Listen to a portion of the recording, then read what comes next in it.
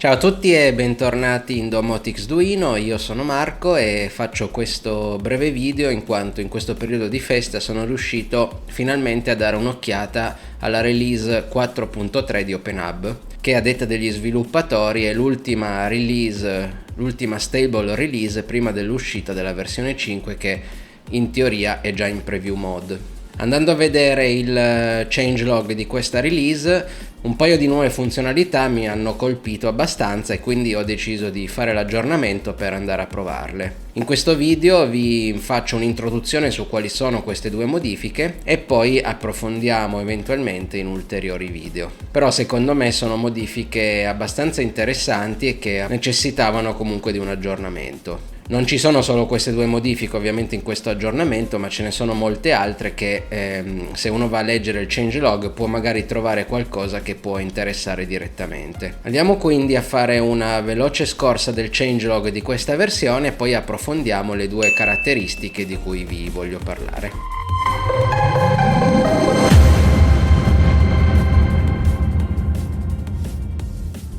Eccoci sulla pagina del changelog della versione 4.3. Io ero ancora alla 4.2, quindi andrò a fare un veloce aggiornamento sulla mia versione col classico OpenAbian config, in modo tale da poter verificare e testare queste nuove funzionalità, almeno quelle che mi interessano.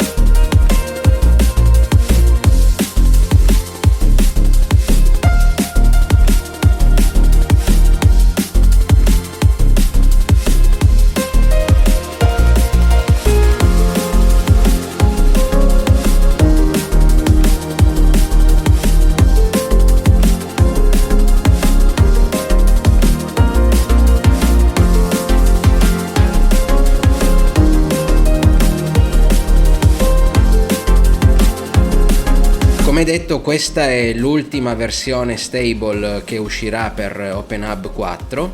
Probabilmente ci saranno ulteriori aggiornamenti di patch release, quindi su aggiornamenti di correzioni di bachi, però non ci saranno più sviluppo di nuove funzionalità, in quanto adesso lo sviluppo è concentrato sulla versione 5 di OpenHub. In questo changelog c'è scritto un po' quali sono tutte le modifiche che vengono introdotte con questo aggiornamento. Sono modifiche a 360 gradi in quanto riguardano diversi aspetti di OpenHub.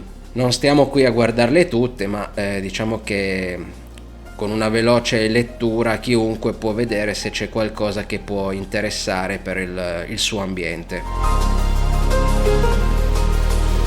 Quello che ha colpito me principalmente è l'integrazione di un log viewer direttamente nella main UI di OpenHub, perché è stato dismesso il Frontail in quanto era ormai un software con tante vulnerabilità non più portato avanti come si deve dallo sviluppatore, e quindi il team di OpenHub ha deciso di dismetterlo e introdurre un log viewer direttamente integrato nella main UI.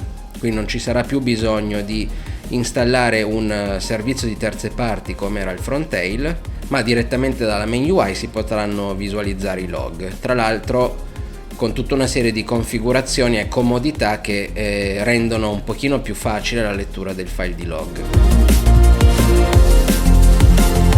Oltre questo, l'altra cosa che mi ha colpito e che sicuramente necessiterà di un video o anche più di uno di approfondimento è l'utilizzo di immagini di sfondo SVG per le pagine di tipo layout che abbiamo visto di recente nella serie OpenHub in pillole, che approfondiremo successivamente. Dicevo, delle immagini di sfondo che possono diventare interattive, quindi fondamentalmente una modalità diversa di creazione di una pagina di tipo floor plan, con la comodità che non ci sarà più bisogno di aggiungere ulteriori oggetti sullo sfondo, ma si potranno rendere cliccabili, quindi interattive, direttamente parti dello sfondo. Questa nuova funzionalità effettivamente apre la strada a moltissime soluzioni per delle interfacce grafiche molto accattivanti e interattive, perché permette appunto di ottenere le funzionalità di una pagina floor plan, ma semplicemente disegnando uno sfondo e definendo delle aree interattive. In questo modo si eviterà di dover aggiungere ulteriori widget sopra lo sfondo e quindi magari nascondere delle parti di sfondo che appunto verrebbero coperte dall'occupazione del widget. Ovviamente sarà ancora possibile inserire dei widget sullo sfondo, però molte parti dello sfondo potranno essere rese interattive e quindi non necessiteranno più di widget ulteriori. Un'altra cosa interessante è che le pagine che popolano in automatico la home page, quindi quelle dove si vedono le location, le properties e gli equipment, possono essere utilizzate anche in pagine custom. Quindi noi potremo creare delle pagine nostre in cui andare a inserire gli oggetti che si popolano in automatico in funzione del modello semantico direttamente nelle nostre pagine. Praticamente si può rifare una home page, customizzarla a nostro uso e consumo inserendo delle pagine custom. Anche questa può essere una cosa molto comoda per chi usa molto il modello semantico, proprio perché sono pagine che si popolano in maniera automatica. Poi abbiamo dei miglioramenti sul discorso dei grafici, una redesign, quindi una riprogettazione della visualizzazione lato mobile dell'add-on store, che effettivamente non era comodissima per come era adesso, il fatto di poter linkare direttamente dei tab in una pagina a tab, quindi non aprire sempre il primo tab la prima volta che si apre quella pagina, ma poter decidere quale tab deve risultare già visibile la prima volta che si apre quella particolare pagina.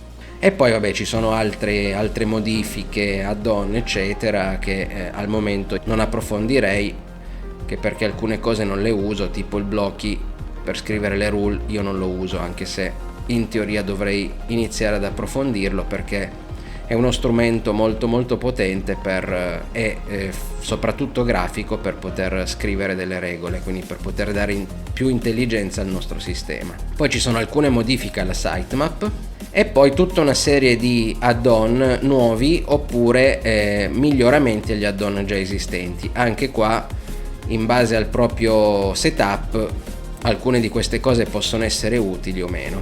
Direi che per questo video, che voleva essere solo una veloce introduzione alle modifiche introdotte dalla versione 4.3 di OpenHub, ci possiamo fermare qui.